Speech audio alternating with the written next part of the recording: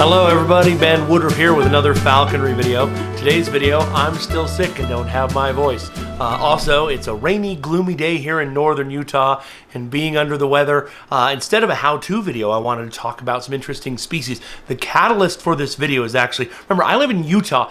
Utah is the most ridiculous transition. We are both north and south. We are so far north that we get Arctic species like gyrfalcons and northern hawk owls, great gray owls, and even snowy owls that will range down into Utah. But we're so far south that we get tropical species from Mexico and Guatemala that make their way up. And I love it. It's just, you never know. You never know what you're going to find here. And right now in southern Utah, kind of the southern end of our state, currently, past few weeks, a lot of bird watchers and a lot of falconers have been going to visit because there is a gray hawk that has been coming down to the area. And the picture that I have for the thumbnail for this video is from a birder named Jeff Cooper. I asked him permission to use one of his photos from going down to see it. But another bird that's hanging out down there right now too is a red-shouldered hawk. Now, for a lot of you falconers and birders from the southern United States and east and even part of Canada or California are like, big whoop-de-doo, a red-shouldered hawk. We don't have them here. I've seen 6 I'm decades of loving birds and following them. I've seen 6 now in the state. It's very rare. But that's not why. It's not just because, ooh, how incredibly rare to have a gray hawk or red-shouldered, but they're hanging out together. And it gave me the chance to think and talk a little bit, and it was the catalyst for this video. And that is not just those 2 species, but I want to talk about the weirdos, the kind of branch-offs when it comes to Buteos. Now, if you're new to birds, if you're new to falconry, Buteos are buzzards, the true buzzards. Red-tailed hawk in the United States is arguably the most iconic buzzard and the most buzzard-like buzzard. I'll get to what I mean by that in a second.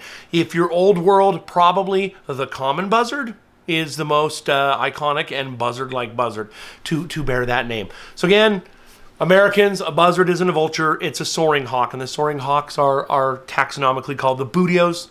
And we are talking about Buteos or buzzards today, but we're talking about the weirdos. Now I'm in, again, Utah. The buzzards I'm normally dealing with, working with, training, seeing, helping out in rehab, anything, teaching about. Of course, the red-tailed hawk, which again should be red-tailed. Any of these should be called a buzzard, but red-tailed hawk, the ferruginous hawk, which is the largest and most powerful of the New World buzzard, well, of the North American buzzards. There's way bigger ones when you get into Latin America.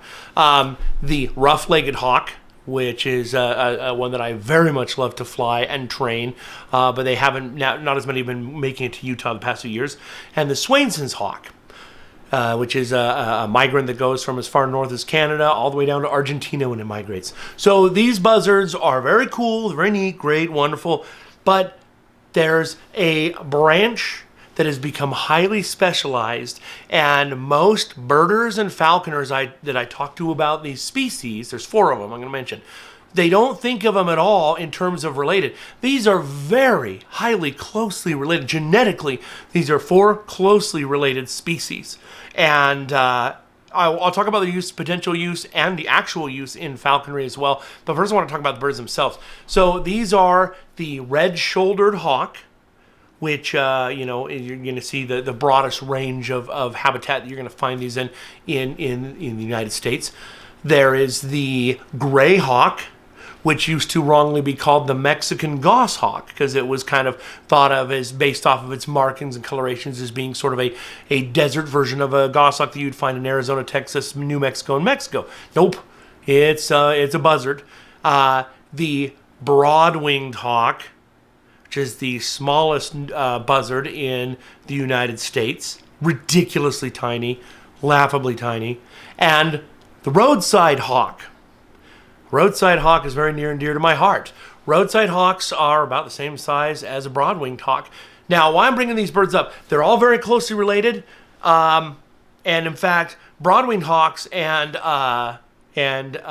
roadside hawks, you look at all the older books, the taxonomists got it with the common name. They're like, oh, geez. They looked, okay, broad-winged hawks, you look at their summer range and their winter range, The year-round range of the roadside hawk is the winter range of a broad-winged hawk. You look at them, you look at the pigmentation that happens, and you understand what's called Glogger's rule, which I talked about. If you look at my video on why are so many falcons orange, look up Glogger's rule on how pigmentation develops and the reasoning why. Basically, they used to call a roadside hawk a tropical broad-winged hawk.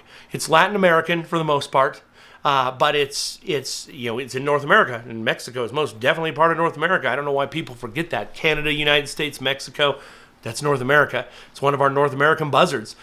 But all of these birds, these 4 species, are a branch off of the Buteo line. They're Buteos, they're buzzards, but they're all ridiculously closely related genetically. They all have fiercely banded tails with thick, bold bands on the tail, especially in their adult plumage, and they've all taken a branch off. Now, to understand this, sometimes we pay attention to things more with different taxons over here than we do over here, okay? So what I want to explain is, think about falcons, big falcons, like a prairie falcon, Saker falcon, peregrine falcon, these very classic standard issue falcons. What do we say about them? Well, these are birds that like to use momentum. They like open country. They like to be up in the air and dive and catch a bird in the air with their feet. They want to hit it and then circle back around and carry it to the ground. It's classic big falcon. Well, then you have falcons that branch off from that, and they are from falcons. They're from the base falcon idea, but because of different resources or different habitats, they have evolved and adapted in a different direction that is almost counterintuitive to what you think of to the base species of origin. So, for example, with falcons, look at oplomado falcons and taita falcons. If this is your base falcon, like a Saker or a peregrine, then way over here you have an oplomado that has developed long, ridiculous tail, long, oversized legs, and comparatively broad wings, hunts in a pair, and is basically more like a Cooper's hawk. Likes to hit the brush. It doesn't like to stoop from a steed up. And then you have the taita falcon on the exact opposite, where it's taken the falcon idea to the extreme, where it's like a brick with tiny hummingbird wings. The bird can barely fly. It's so heavy. It's totally momentum driven and needs updrafts from waterfalls often to help it get back up. These are totally different branches. And by the way, this one over here, the oplomado, that's the same thing. The New Zealand falcon, the Australian brown falcon are part of that lineage that broke off, and they all have that similar thing. Like, well, let's be a little more hawk-like. So that's what you got with our 4 Buteos, our 4 buzzards we're talking about. Red-shouldered hawks, gray hawks, broad-winged hawks, and roadside hawks. All 4 of these are quite a bit smaller and quite a bit more nimble. I always tell people, if you think of a Buteo versus a falcon, a Buteo is a Jeep or a truck, a falcon's a race car. Well, I don't think of our 4 buzzards we're talking about today as being, they're not a cinder block. They're not a watermelon. They're nimble. They're narrow. They're built more like a true hawk. All of these have a bill. They have longer legs. They have a long tail, but they have longer legs, broader wings, and a narrower, more streamlined build, and including their beak, than regular buzzards. They're built more like a goshawk or even like a Cooper's hawk. Not exactly, but it's convergent evolution. You start to develop similar traits for a similar lifestyle. And their lifestyle, it's not the lifestyle of... Let me pause for a second. A standard issue buzzard like a red-tailed hawk is adaptable. It can hunt anything, but it's kind of built to be able to go after rodents in open country. I mean, it'll do anything it needs to survive. That's why buzzards are so successful. But it's the supreme rodent hunter. Okay. Well, accipiters like goshawks and Cooper's hawks have these other attributes. Excuse me.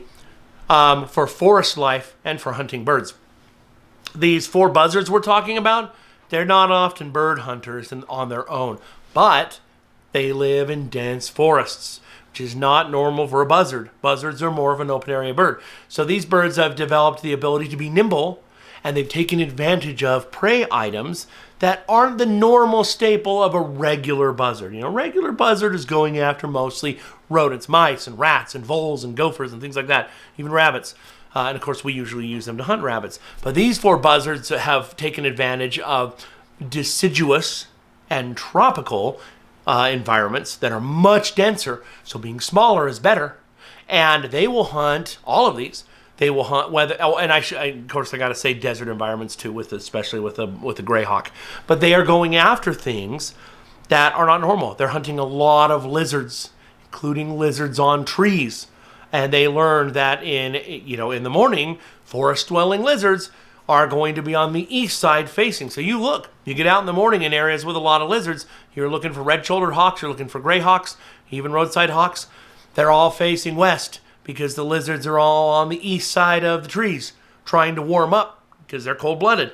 That's when you go attack. They hunt a lot of invertebrates. They hunt things like crayfish and crabs, with certain tidal flows. They will hunt a lot of amphibians, things like frogs and toads and things like that. And they're happy to get down in the water. So they have longer legs that helps them get through the grass, get through the muck, get through the mud. And any of these will do that. So invertebrates and reptiles and amphibians, they all will hunt rodents too just fine. But they all have taken advantage. The rule in nature is there is no waste in nature. So if you're a more rodent type hunting hawk, a buzzard, and you're in a more forest environment and you're seeing, I'm seeing a bunch of frogs. I'm seeing crayfish in the water. I'm going to go after them because I'm seeing them more frequently than I'm seeing, a rodent. Then over time, that favors a bird that has longer legs that can get down between the reeds or that can get in the mud without getting its body feathers wet. Now, with that being said, these birds kind of have a bad rap. People, not a bad rap, but in falconry, people completely dismiss them. They're like, there's no way. And anybody who's watched my channel knows I'm very open to trying new species. Now, with that, again, remember, you're always going to have the most success hunting a bird native to your area, hunting it on prey native to your area, and hunting it on prey that this bird would naturally go after on its own, and that prey species is numerous. You will have the most success and the most fun if you're doing that instead of chasing weird exotic species or trying new things. That is a fact. I still enjoy getting to know new species, just trying out, learning them, understanding their mentality. I have never flown a red-shouldered hawk. I very much want to. We don't have them native in Utah. I would very much like to hunt a female. When I've seen them flying, they have a wing beat much more like an accipiter. It's like halfway between a red-tailed hawk and a goshawk. And there's some speed there. And I would like to push and see what they're capable of. I know people who have hunted rabbits with red-shouldered hawks, and I've done a video on that in the past. Gray hawks would be fun to try, of course, to learn about. Broadwing hawks, I've always dismissed them, and will probably continue to do so. They're so little, they're so shrimpy, that it's like, pfft. But I have a friend who's no longer with us. He's taken the journey, named Mark, who, while living in Mexico, had flown roadside hawks, which are a tropical broad-winged hawk. And for this video, I looked through all my files and I can't find. One of the viewers of this channel reached out in one of my previous videos a while back, and they had flown and hunted successfully on big birds, a roadside hawk, and sent me some great pictures, and I would love to do that. I'll even do a follow-up. If I can't remember your name and I can't find the files you sent me, if anybody watching this video has hunted a roadside hawk or any of these other species, please let me know down in the comments, because I think it's amazing what they're actually capable of. Any of these birds with a proper effort, and look at kestrels. American kestrels are primarily an insect and mouse hunter, yet we do great things here hunting them on birds. So again, you're going to have the most success with the formula I mentioned, but trying some of these other species can be a very interesting thing. I do hope that someday I'll have the chance to fly a red-shouldered, but mostly this video today was just to point out the fact that these 4 species are very closely related genetically. Look at their tails. Look at the pigmentation patterns. Look at how they look. All 4 of these look their first year. Look at on the throat. Look at where you have lines where you have pigmentation.